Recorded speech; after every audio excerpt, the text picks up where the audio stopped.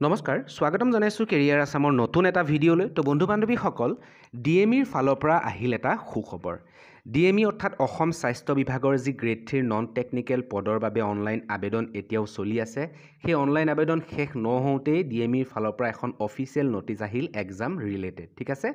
তো এক্সাম কেতিয়া admit কাৰ্ডসমূহ download কেতিয়া কৰিব পাৰিব লগতে সিলেবাছত কি আছে সকলোখিনি ভিডিঅ'টোত কম সময়তে বুজাই কম ভিডিঅ'টো সম্পূৰ্ণ শেষলৈকে চাই থাকিব আৰু ডিএমইৰ গ্ৰেড 3 নন টেকনিকেল পোষ্টখিনিৰ অনলাইন আবেদন যোৱা 6 জানুৱাৰী তাৰিখৰ পৰা আৰম্ভ হৈছে আৰু ইয়াৰ লাষ্ট ডেট হৈছে 16 জানুৱাৰী ওকে যিখিনি কেণ্ডিডেটে অনলাইন আবেদন এতিয়াও কৰা নাই তেওঁলোকে অনলাইন আবেদন কৰিব 16 জানুৱাৰীৰ আগতে ঠিক আছে 16 জানুৱাৰী লাষ্ট ডেট আৰু অনলাইন আবেদন কেনেকৈ কৰিব তাৰ ওপৰত ষ্টেপ বাই ষ্টেপ ভিডিঅ' আমাৰ প্ৰভাইড কৰোৱা আছে আমাৰ চেনেলত গৈ সেই ভিডিঅ'টো চাই আপোনালোকে অনলাইন আবেদন কৰিব পাৰিব তো এইখন হৈছে ডিএমইৰ ফালৰ পৰা অহা অফিচিয়েল নটিচখন যিখন আহিছে আজি 8 জানুৱাৰী তাৰিখে আহিছে ঠিক আছে তো ইয়াতে নটিচখনত তেওঁলোকে উল্লেখ কৰিছে যে for written examination of grade 3 non technical post ইয়াতে কৈছে যে this is for inform all the concern that is reference to advertise number দিয়া হৈ আছে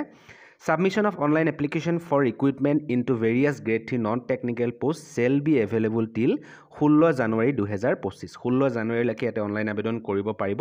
লিংক এভেইলেবল থাকিব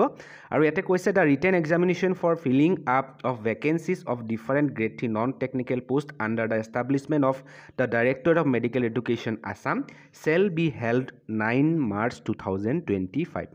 তো 9 মাৰ্চ তাৰিখে এই নটিফিকেশ্যনখনত উল্লেখ কৰিছে ইয়াৰ এক্সাম অনুষ্ঠিত হ'ব তো যথেষ্ট ভাল খবৰ অলৰেডি এপ্লাই চলি আছে এপ্লাই শেষ নহওঁতে ইয়াৰ এক্সামৰ নটিচ আহি গ'ল ওকে 9 মাৰ্চত এক্সাম হ'ব আৰু আপোনালোকে এডমিট কাৰ্ডসমূহ ডাউনলোড কৰিব পাৰিব ফেব্ৰুৱাৰী মাহৰ শেষৰ পিনৰ পৰা এডমিট কাৰ্ডসমূহ ডাউনলোড কৰিব পাৰিব